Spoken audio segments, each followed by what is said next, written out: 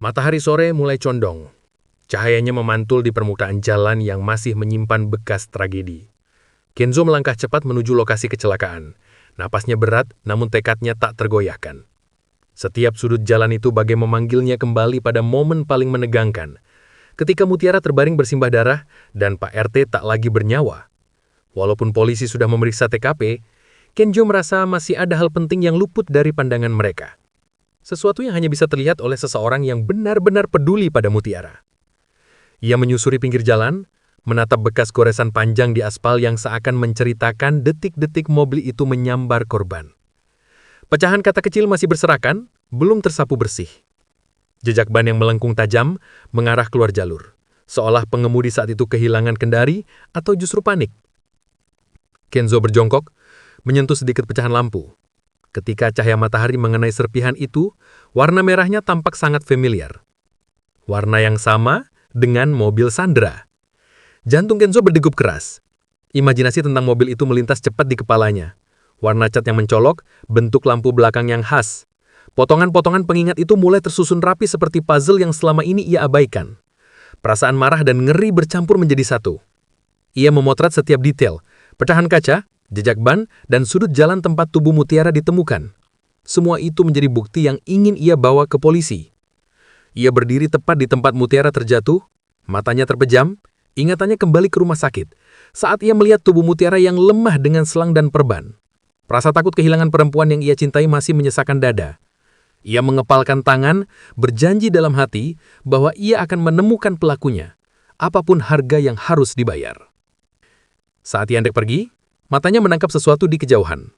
Sebuah mobil diparkir di samping bangunan kosong, posisinya setengah tersembunyi di balik pohon. Kenzo memperhatikan dengan seksama, ada seseorang di sana. Seseorang yang tampak gelisah sambil mengelap bemper mobil yang penyok. Ketika sosok itu menoleh sedikit, Kenzo langsung membatu. Sandra. Keringat dingin muncul di tengkuknya. Dari balik semak, Kenzo memperhatikan Sandra yang tampak sibuk mencoba menghapus bekas golesan dan penyok pada mobilnya.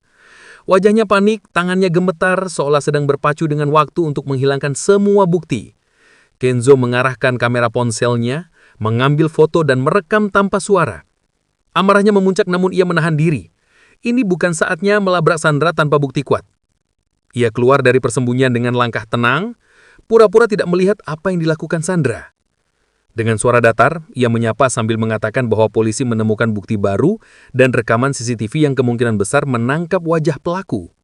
Sandra yang awalnya terus tampak santai langsung kehilangan warna di wajahnya. Lap yang ia pegang jatuh ke tanah dan senyum palsunya berubah menjadi ketegangan nyata. Kenzo memperhatikan setiap perubahan ekspresi itu. Ia semakin yakin Sandra sedang menyembunyikan sesuatu. Perempuan itu berusaha mengalihkan pembicaraan, namun suaranya bergetar. Ketika Sandra mencoba menyangkal, Kenzo hanya senyum tipis. Senyum yang penuh makna. Seakan memberitahu bahwa permainan Sandra hampir selesai. Di tempat lain, di dalam ruangan rumah sakit yang sunyi, Rianti berdiri mematung di samping ranjang Mutiara. Lampu kamar yang redup memantulkan wajah pucat gadis itu. Rianti meraih ujung selimut, menggenggamnya dengan tangan gemetar. Tatapan dingin yang selama ini selalu ia tunjukkan kepada Mutiara telah hilang, berganti dengan sesuatu yang berat dan sulit dijelaskan. Ia memandangi wajah Mutiara yang tertutup berban, napasnya naik turun pelan. Setiap hembusan napas itu membuat dada Rianti semakin sesak. Ada sakit yang menekan dari dalam. Perasaan yang selama ini ia kubur, kini muncul tanpa bisa dihentikan. Semua penolakan, semua kebencian, ternyata hanya topeng yang selama ini ia gunakan untuk menutupi rasa takut terdalam, takut menghadapi kebenaran yang selama ini ia hindari. Rianti perlahan duduk, tangannya terulur namun mengambung di udara, ragu untuk menyentuh Mutiara. Ia menunduk, air matanya jatuh satu persatu. Ia tidak mengerti kenapa rasa sakit ini begitu besar. Kenapa melihat Mutiara terluka seperti ini membuatnya seolah kehilangan bagian dari dirinya sendiri.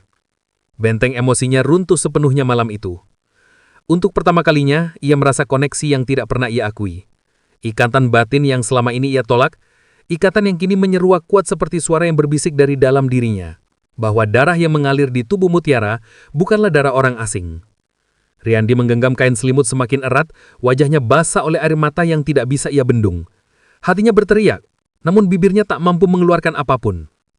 Hanya satu hal yang ia tahu pasti, ia tidak siap kehilangan gadis itu. Dan saat semua rahasia mulai pecah satu persatu, kisah mereka baru saja memasuki babak paling kelamnya.